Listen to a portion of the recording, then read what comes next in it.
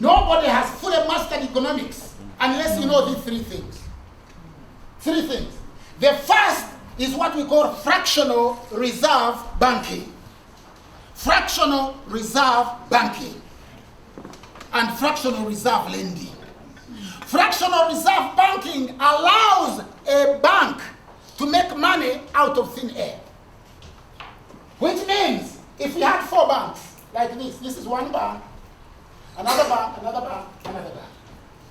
If I go with 10 million shillings and bank it in this bank, let's assume that this bank started with no money at all. They have just opened up and they have no money.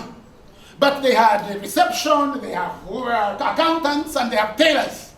If I take my money and deposit it in this bank, by law, this bank will keep 1 million and lend out 9 million. When it lends 9 million, it charges interest and it takes collateral. So it started with nothing. It now has your house, it has 1 million deposit, and it has a portfolio of about 12 million. When I take the 9 million, I deposit it in another bank, which also keeps 10% and lends the rest and keeps the house.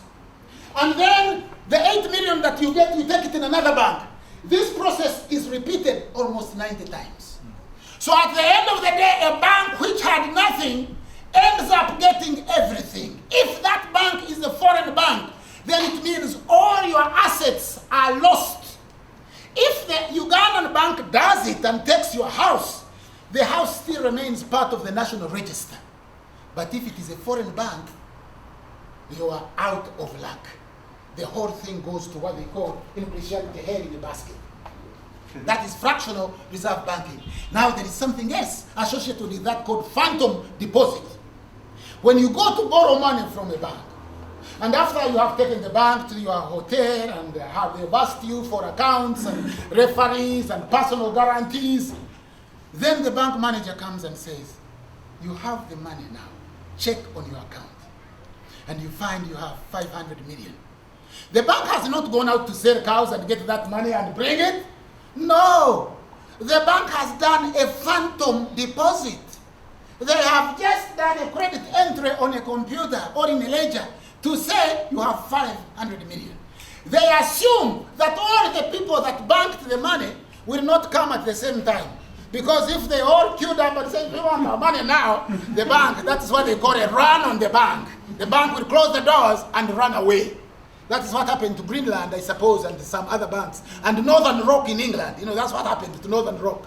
It did a run because of what? Of phantom deposits. And the third thing I want you to know, the last thing, is what they call a fiat currency.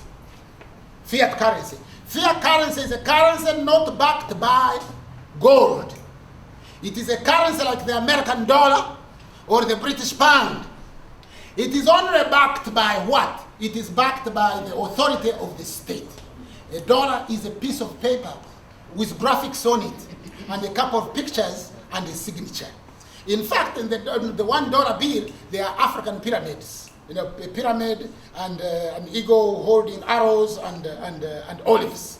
That's another thing. But this dollar is a piece of paper. It is not backed by gold. In 1944, at the Bretton Woods Agreement, the dollar was supposed to become a reserve currency, and you could redeem $35 with 1 ounce of gold. An ounce of gold is 31.4 grams of gold. But when America went into Vietnam and into all these wars, most of the countries withdrew their gold from America, redeemed their gold. And at the time, America owed the world 35 billion, and then it had only reserves of $18 billion. That is when President Nixon in 1971 decided that he will introduce a fiat currency. He will say, we shall no longer redeem gold.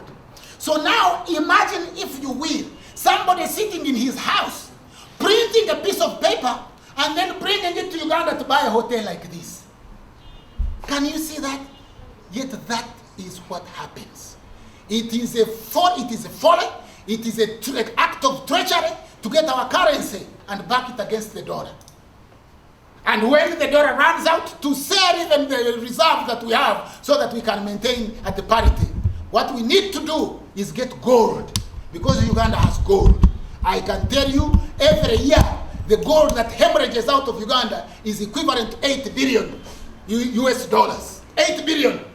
We can get a currency completely made of gold, a coin, a gold coin of 1 gram, which would mean immediately our 1 shilling, 1 Uganda shilling of gold would be equivalent to about 56 or something dollars. And if that happened, we don't have to worry about hard currency, because anywhere you go, they will accept gold. Gold doesn't deteriorate, depreciate. Gold always goes up. And even if you burn a house that has gold in it, the more fire you give gold, the more pure it